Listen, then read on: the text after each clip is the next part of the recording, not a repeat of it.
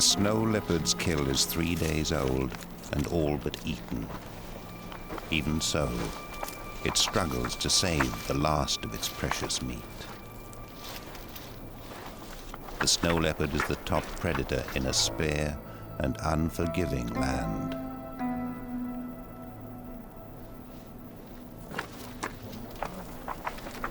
It drags what was once a baral.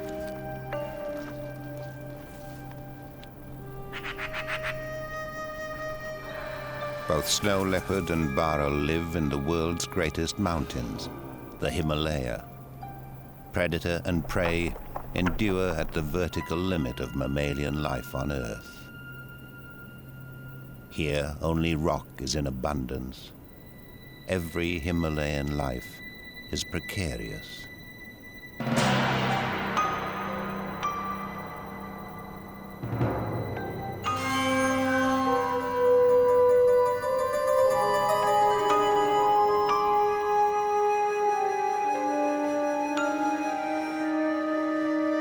16,000 feet up, a lungful of air contains only half the oxygen of a breath taken at sea level.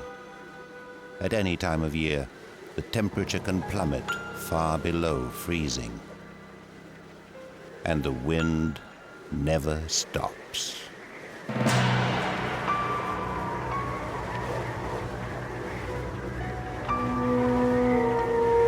Despite the cold, the sun burns fiercely through the thin atmosphere.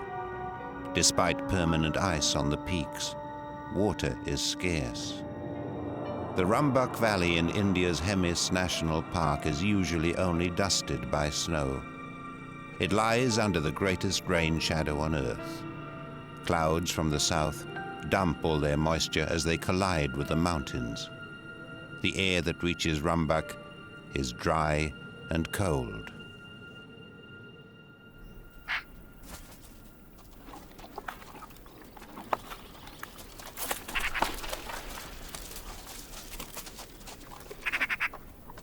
The snow leopard hates to share its kill. The cat hunts alone in the twilight and at night. Only very rarely does it reveal itself to its prey or to humans. Stealth and mystery are its greatest weapons.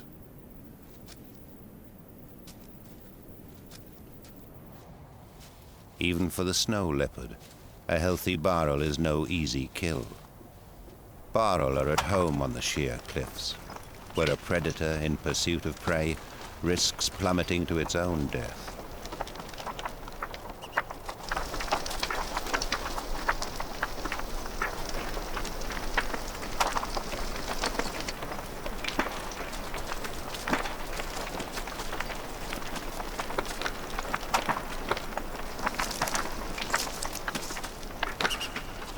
Bharal are one of 6 different Himalayan species of mountain sheep and goat. They graze all over the mountains, but the key events in their lives happen in this vertical landscape.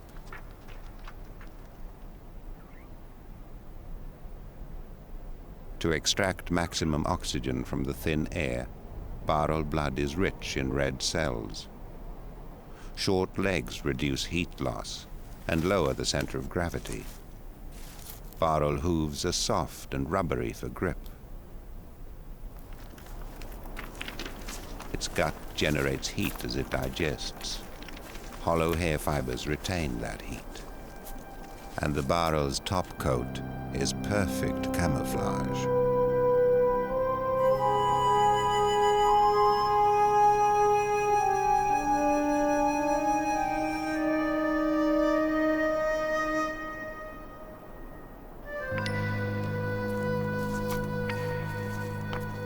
Like the Bharal, the snow leopard is a specialist mountaineer. It too has short legs.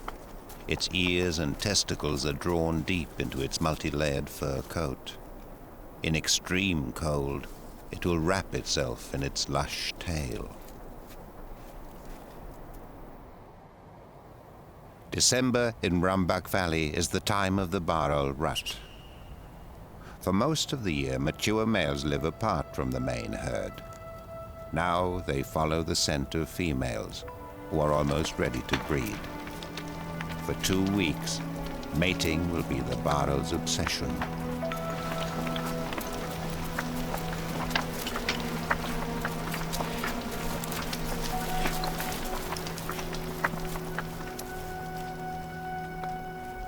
Female Bharal are half the weight of large males. They come into season only 4 weeks after weaning this year's infants.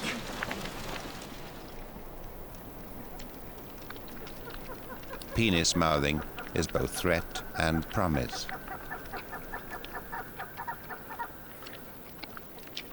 Size is important to Bharal, not just penises, but horns and body mass.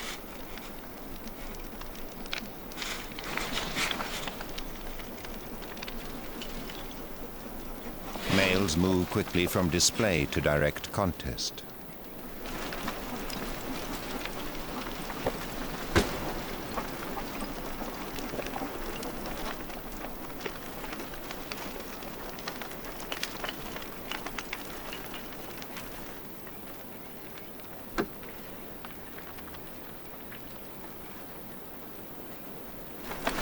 A winner shows his dominance by mounting the loser. A younger male submits by rubbing his face under the big male's tail.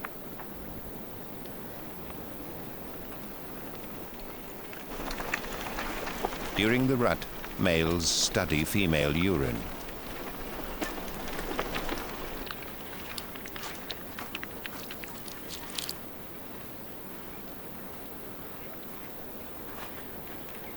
Taste and smell tell him when she's ready to mate.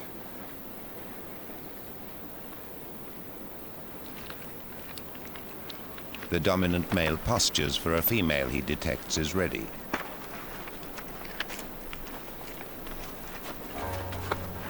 Pursuit begins.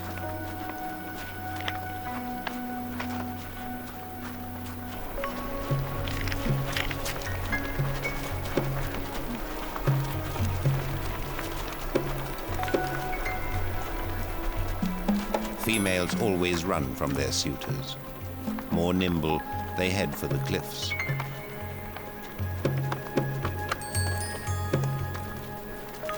It takes a large and skillful male to trap a female on his own. By forcing potential mates to pursue her, the female usually ensures her offspring are sired by the biggest, strongest animals.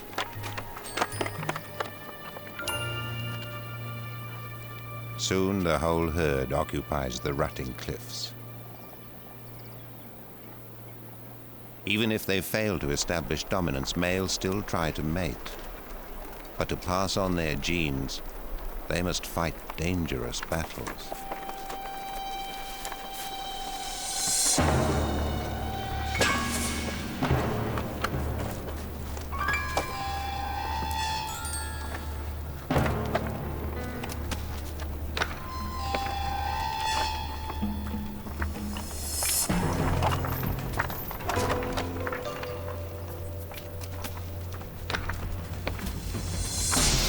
A lone female is pursued by a group of males.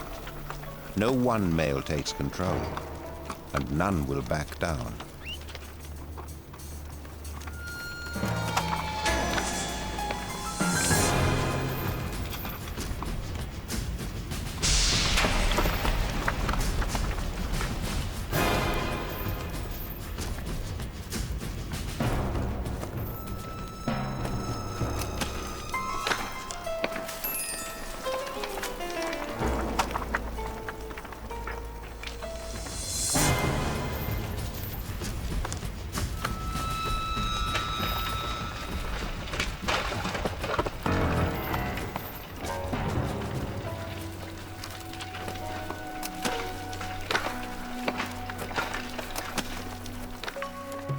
On another part of the cliff, the dominant male goes unchallenged. For his partner, courting is exhausting, but safe.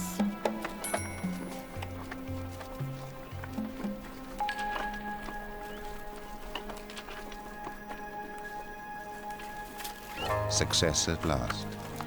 The big male will mate with the female many times over the next 2 days. He will threaten and fight off any competition. 4 hours on, the brawl over the lone female continues.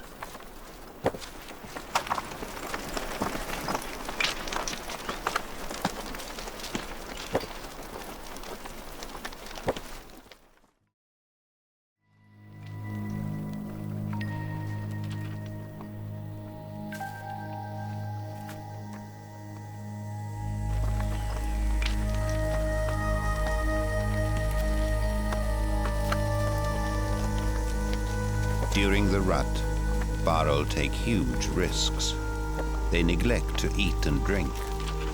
Mating leaves the herd exhausted and some injured.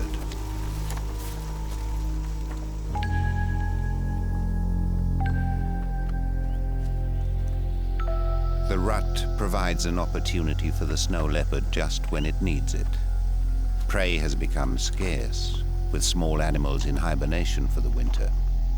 The snow leopard breeding season in January requires adults to hunt less while they search for mates. Tired and crippled Bharal will nourish the cat over this difficult time.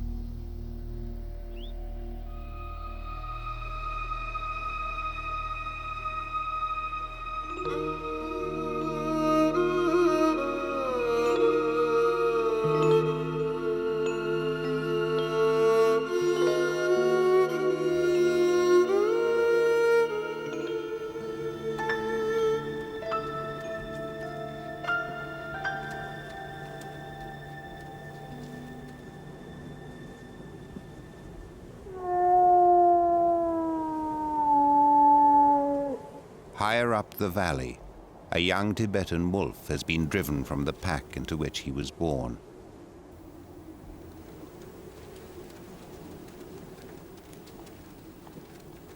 He comes upon a pack of 3. Lacking the individual power of big cats, wolves must work together to kill larger prey. The lone wolf is desperate to join a pack.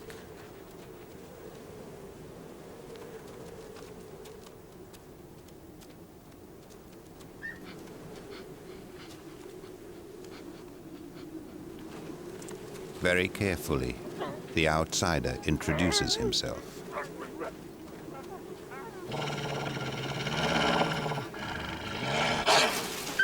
A pack that can kill large prey with 3 has no need of a 4th mouth to feed.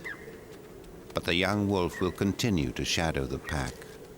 In the vast Himalaya, it could be many hungry weeks before he finds another that might accept him.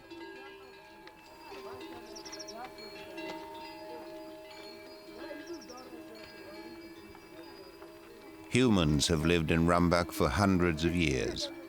The Himalaya is an intersection of great cultures and nations. It's a terrible place to farm, especially in winter. Families depend on the milk and meat of domestic animals. Their dung is essential fuel. The farmers' Buddhist code demands they don't kill wild animals, but that belief is sorely tested. Domestic stock are an easy opportunity for predators.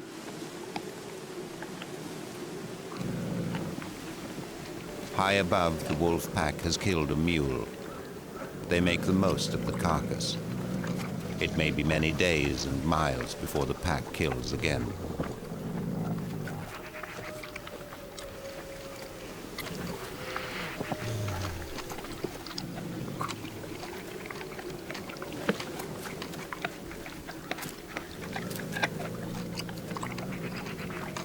Feeding, the pack's strict hierarchy is clear. The dominant wolf shows its status by raising its tail. The others submit by rolling on their backs.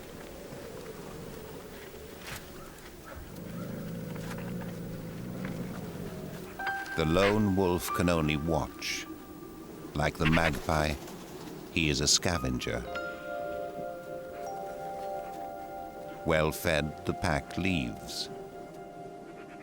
The young wolf waits until they are far away.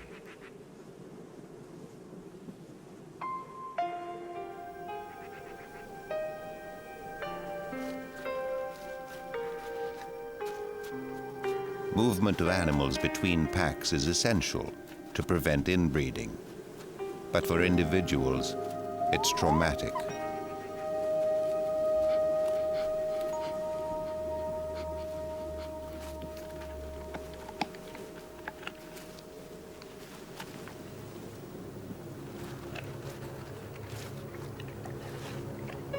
The outsider is justifiably wary.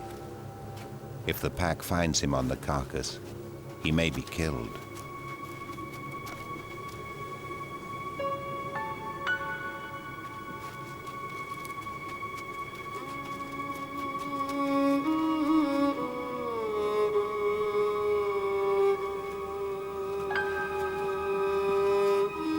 The young wolf could survive on small prey and scraps, but he will never breed unless he joins a pack.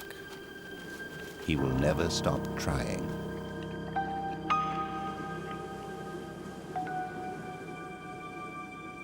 A bearded vulture waits for the lone wolf to leave.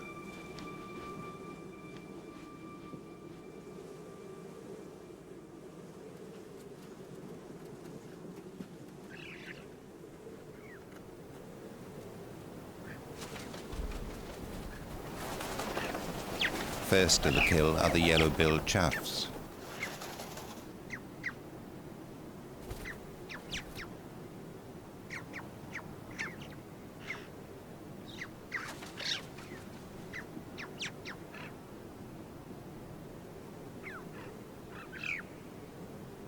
The bearded vulture is in no hurry. It will circle the carcass many times to ensure the wolf is long gone. With a wingspan over 9 feet, there's no quick getaway.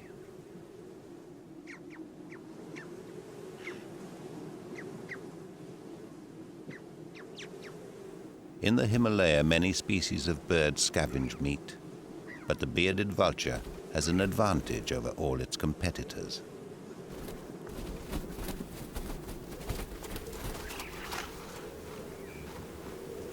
It eats bone.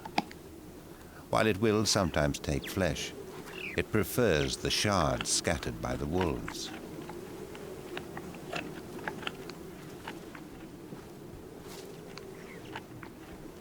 To digest its hard diet, the bird's gut is highly acidic.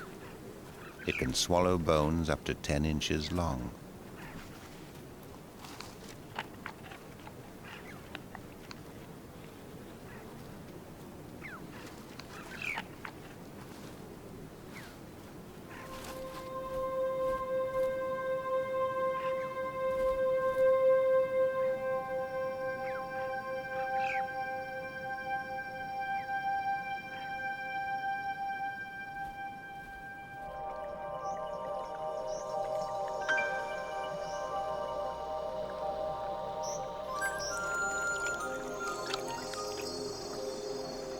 Late winter. The streams begin to thaw. Insect larvae have survived beneath the ice, where only the dipper is tough enough to hunt them. It has extraordinarily strong toes to hold itself against the current. Air trapped beneath its plumage protects the bird against the cold.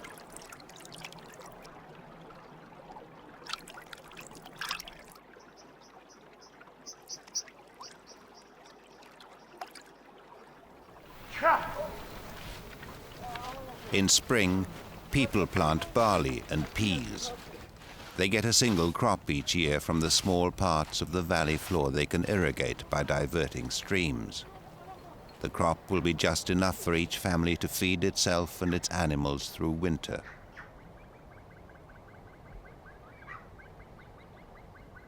As the days lengthen, many animals climb. The upper slopes are no longer barren.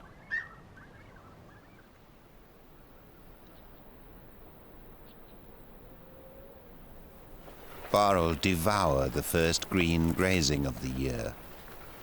The females are 2/3 of the way through their pregnancies. Straight after the rut, the older male baral left the females and young to form separate herds.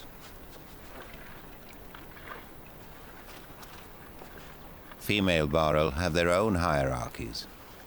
Dominant females get right of way on the cliffs and better access to food. More plentiful grazing means they now have the energy to fight.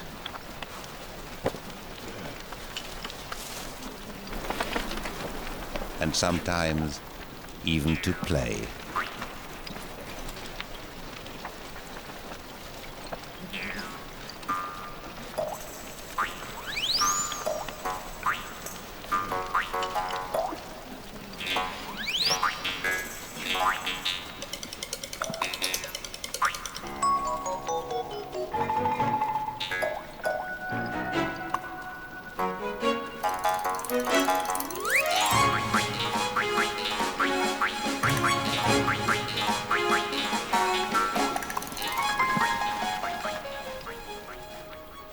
On the slopes above, the male baral herd faces colder weather. They test each other in preparation for the next rut. But spring battles are less serious than contests to come.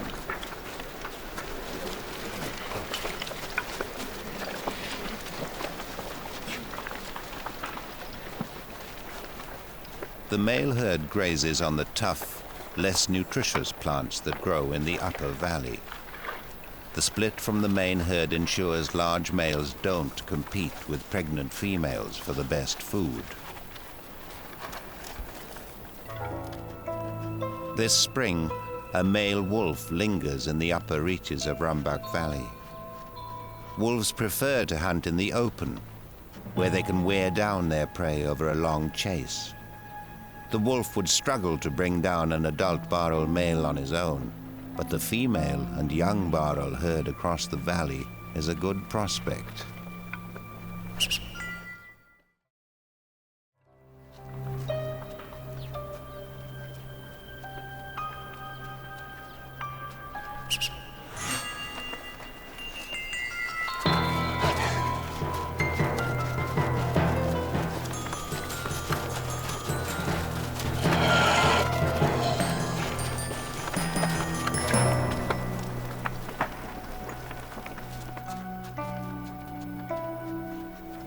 For the wolf, there's no point following the baral onto the cliffs.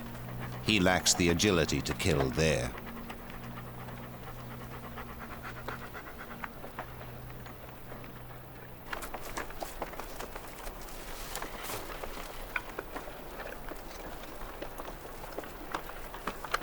In the Himalaya, a large proportion of the land is straight up and down. Whenever threatened, baral flee to this vertical world. But here, the snow leopard is just as agile as its prey.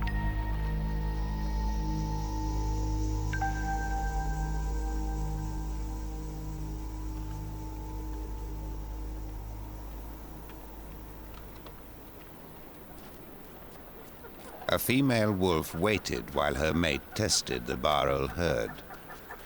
Usually they would hunt together, but the female rests often. She is wary and seldom moves from a small territory. Her teats are extended. She has priorities other than hunting.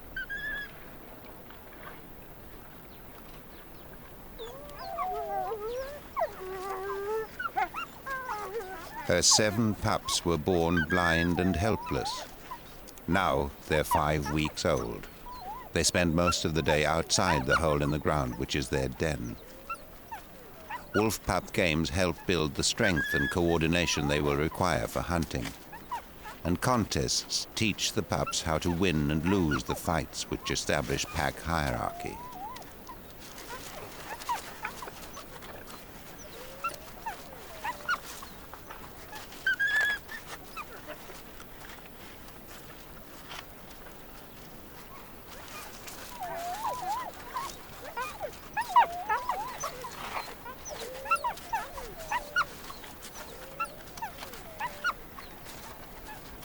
While the pups are out in the open, the male wolf guards the den. He knows the attraction of his pups to eagles or even other wolves.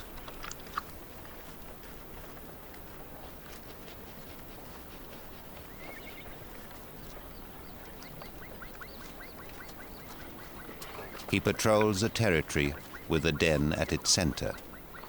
He scent marks continually.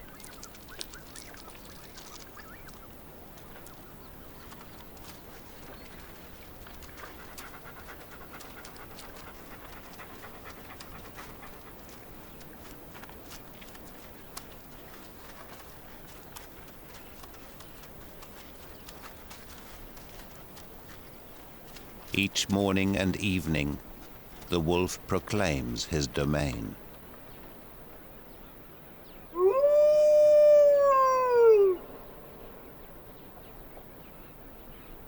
The den is above the grazing range of the wolf's favored prey. Once, the Tibetan argali was a major source of food for the wolf packs.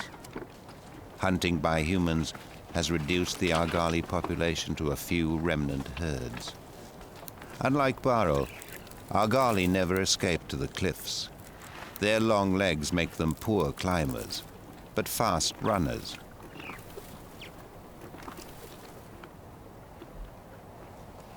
The argali is the largest sheep in the world.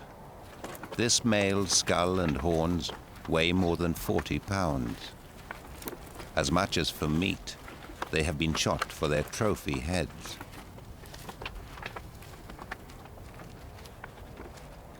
Humans not only hunt wild animals, they also take their food. In the warmer months, farmers bring their flocks to graze on the high pastures. A domestic goat is irresistible to a predator.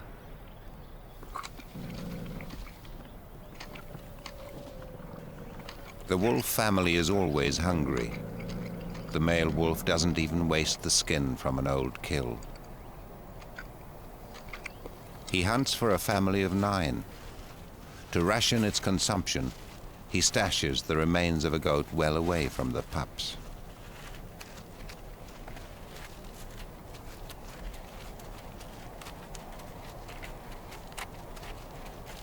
Outside protected areas like Rambach, the contest between wolves and people most often results in the slaughter of pups.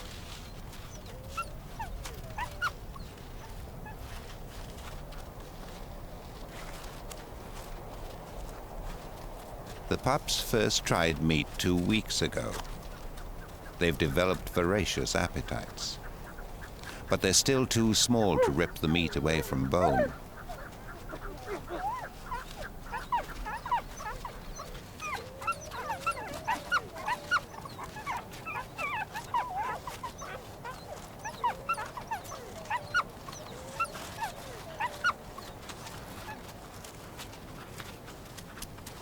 The male won't feed the pups close to the den. Scraps attract vermin and disease.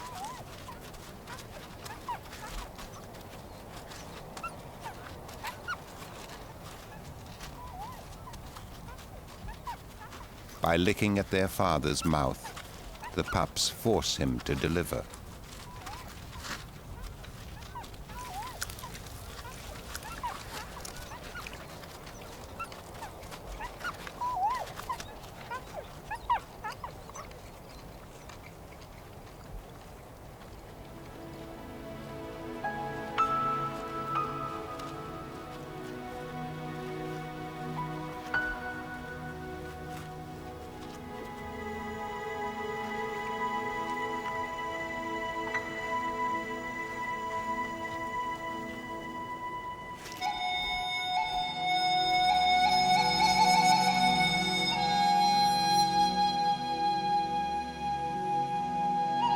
Like wolves, golden eagles breed in the early spring so that they can raise their young when it's warmer and prey more plentiful.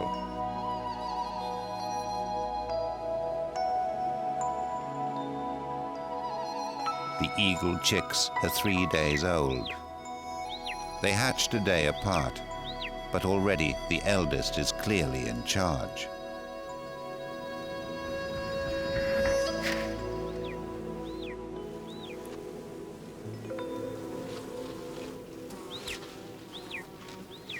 The golden eagle seldom drinks. It gets moisture from flesh. Unlike mammals, birds don't suffer at high altitude. Their more efficient lungs cope easily with the thin air.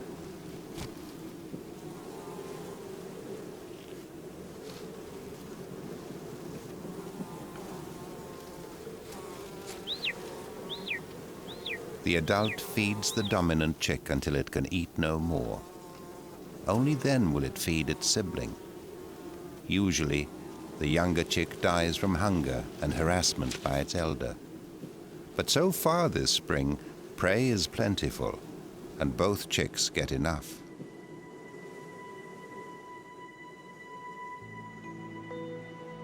Golden eagles have nested on this ledge for more than 100 years.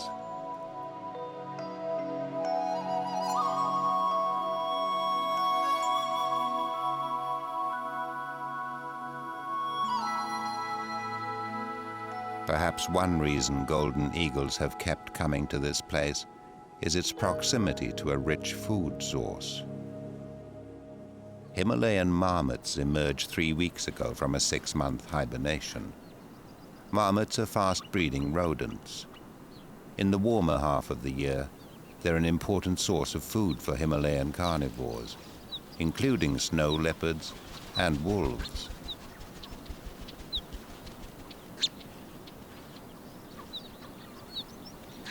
Marmot burrows honeycomb a sunny slope. Their diggings and droppings encourage grass growth. Despite the risk from predators, they spend most of their days above ground. Marmots must pack a year's eating into half that time.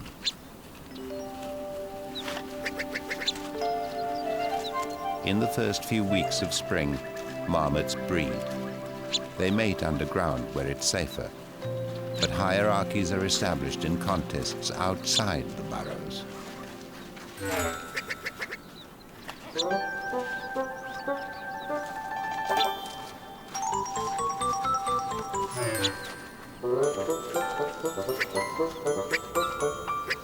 Marmot battles can be serious, but this match is as much ritual as fight.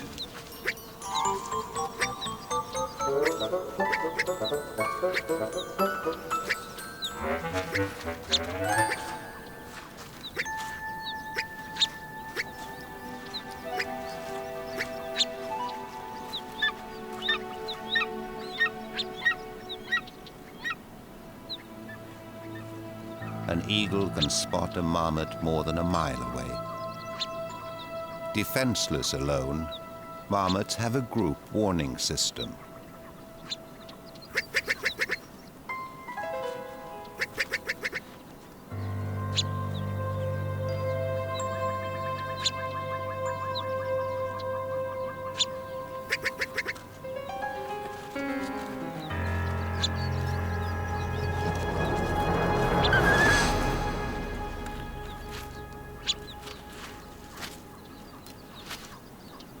The marmots waste no time in getting back out on the grass.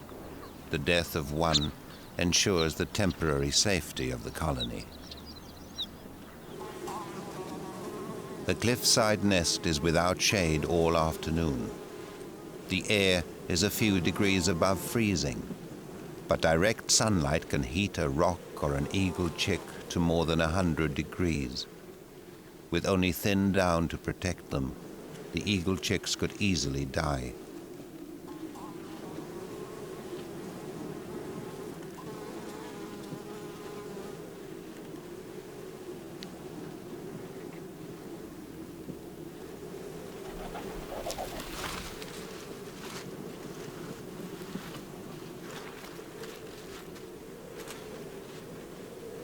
Fortunately, an adult eagle can easily provide shade.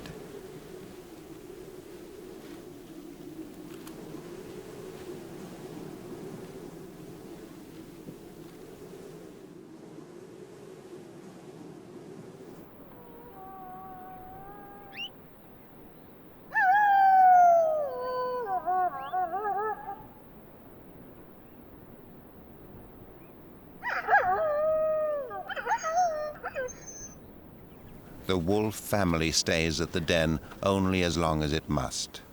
Settled, they are most at risk from people. The pups are now 7 weeks old. Their mother will not suckle them for much longer.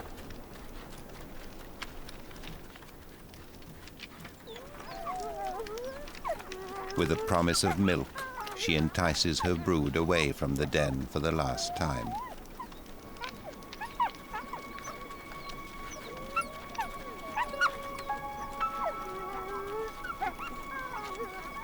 The male will lead his family many miles before he allows them to rest.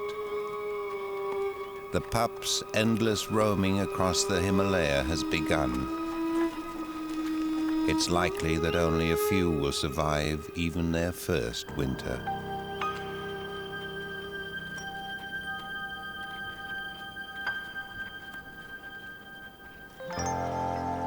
Summer.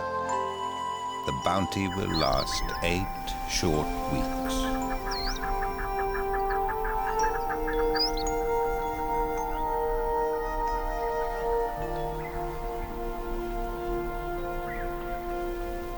The valley floors are irrigated by snow melt off the peaks, but steeper slopes remain dry. New growth must cope with burning sun and freezing nights. Astragala's fur acts as insulation in both extremes. Pods are a greenhouse around tender new seeds. Other plants hug the rocks to stay out of the chilling, drying wind. For Bharal, these are the months of plenty. They convert summer growth into fat. They shed old winter coats and begin growing new ones.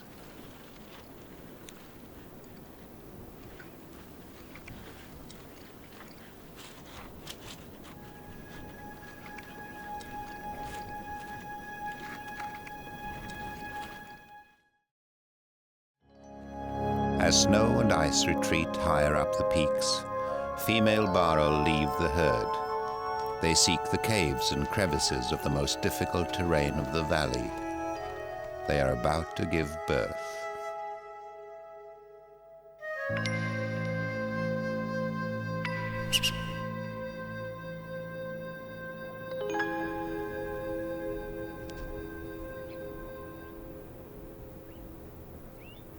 The snow leopard shares the Bharal's time of plenty.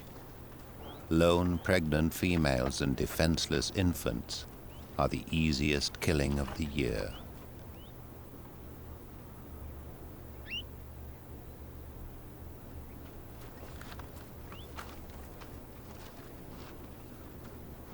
In the meadows below, there's the chance of fresh food for another ferocious predator, the tiny Himalayan weasel. In a treeless place, all birds nest on the ground. Horned lark chicks merge with the new grass of the meadows. The horned lark is a summer migrant from lower altitudes.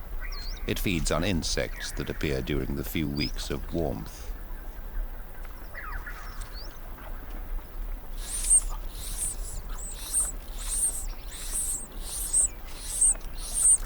Wary of attracting predators, the adult male stops only long enough to shovel in food and clear away the infant's fecal sacs.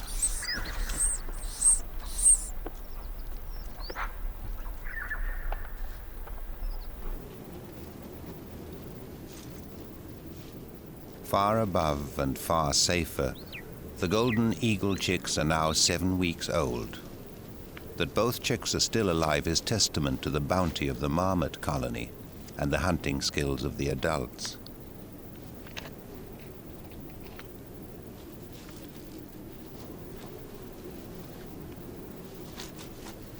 The chicks are now large enough to be safe from heat and cold. The parents' visits to the crowded nest are brief. The chicks are still 6 weeks away from flying.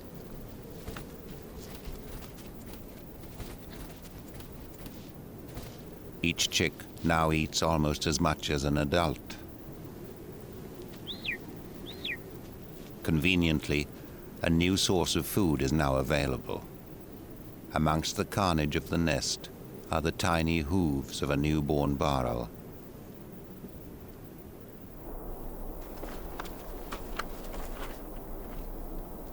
Two days after birth, baral kids and their mothers rejoin the herd.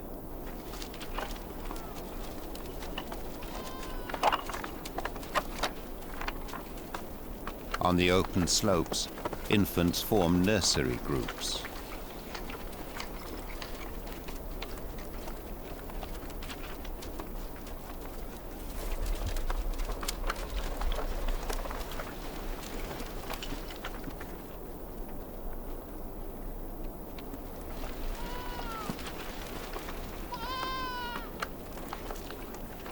Kids demand milk. In lean years, infants may be kicked away after a few seconds feeding. This year, mothers let their young suckle often and long, a sign that food is plentiful.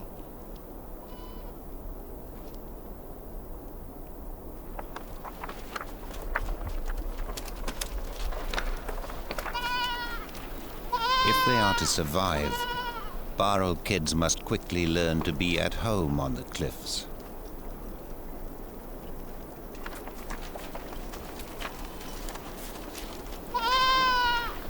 Baral mothers climb with their young. Twins are rare. Females invest all their energies in a single kid. Like marmots, baral infants are hunted from every quarter. They have only the vigilance of their mothers for protection.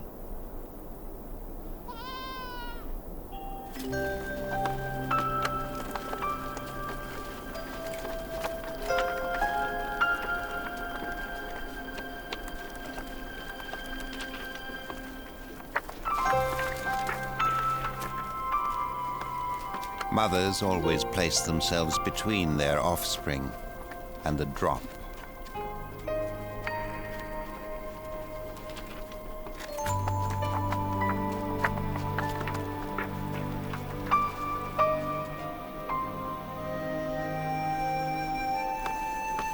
The infant-mother bond will remain strong even after the kids are weaned at 5 months. By then, it will be freezing cold. Food will be scarce. Despite the best efforts of their mothers, half the kids die in their first year.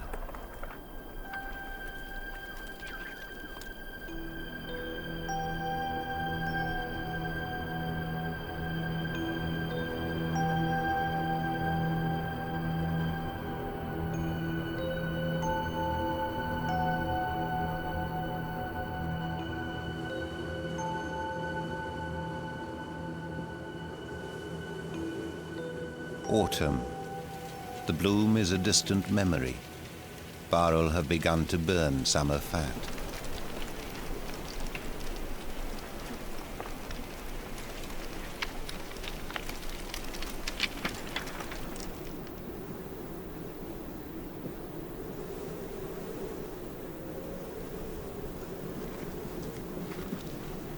Tough times too for the snow leopard. Marmots are in hibernation under frozen ground. Baral are yet to exhaust themselves at the rut. Cold feeds the cat's hunger.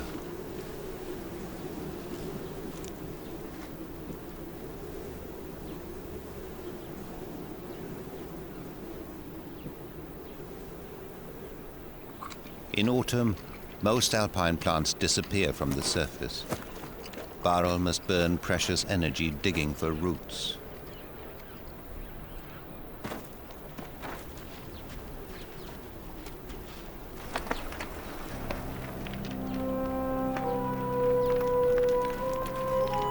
Near the end of the day, an adult female moves closer to the cliffs for safety. She is sick or exhausted.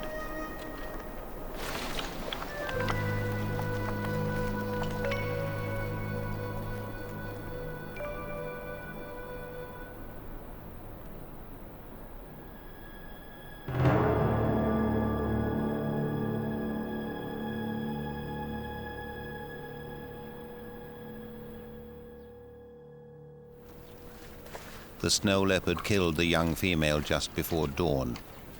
The rest of the baral group have fled far up the valley.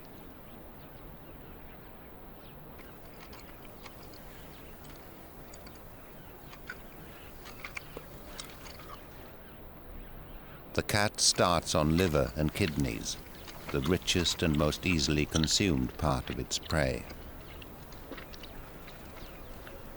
Within hours, the smell of blood attracts a red fox.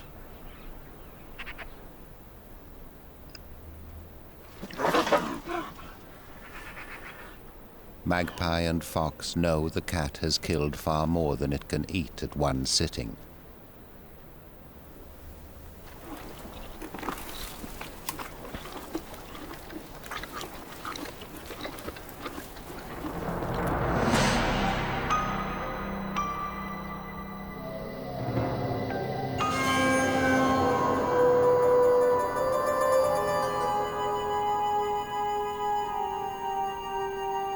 The morning sun finds the snow leopard too full to eat, and 2/3 of the carcass still remaining.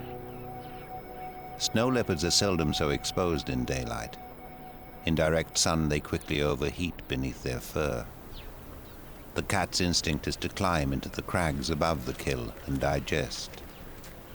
It's the moment the magpies have been waiting for.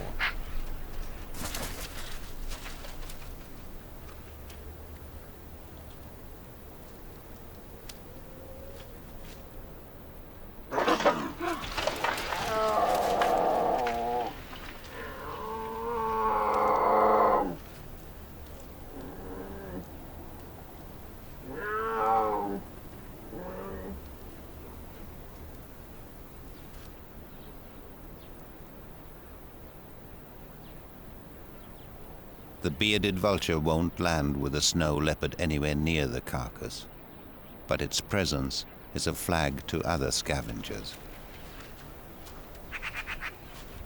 The snow leopard is torn between protecting its kill and the cool, concealing shadows above. Eventually, the instinct to climb wins out.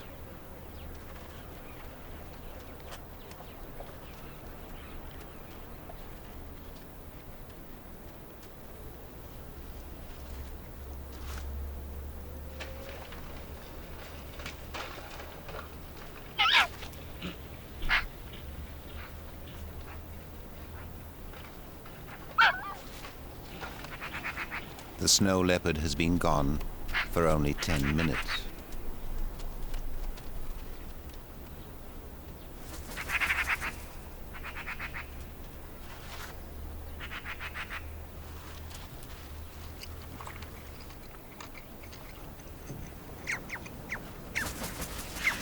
The scavengers take their chance.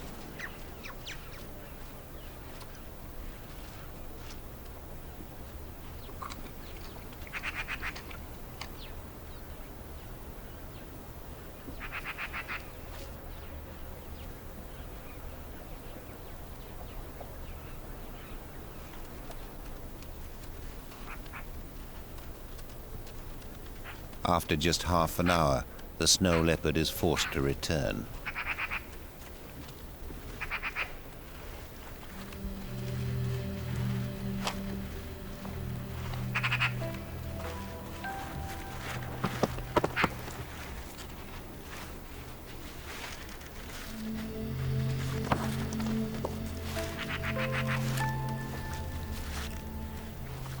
The baral is still too heavy to shift.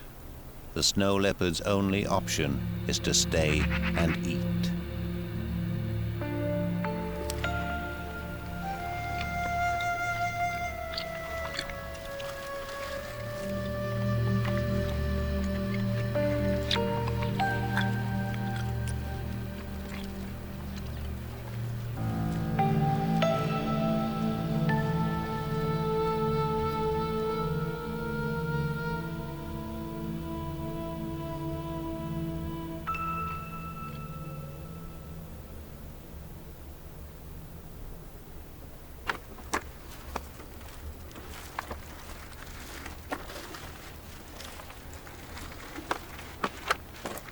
Three days after it died, the baral carcass can be dragged. The snow leopard begins the exhausting haul to save the last of its precious meat.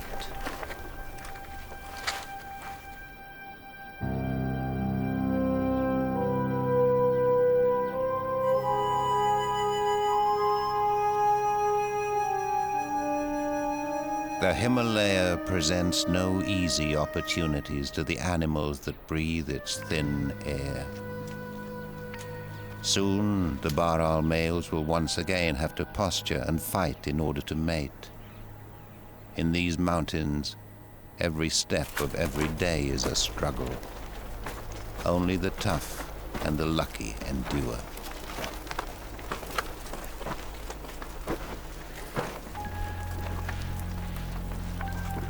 Tonight, the snow leopard will finish its kill. Then it will disappear into the shadows, its mystery preserved until the chance comes to kill again.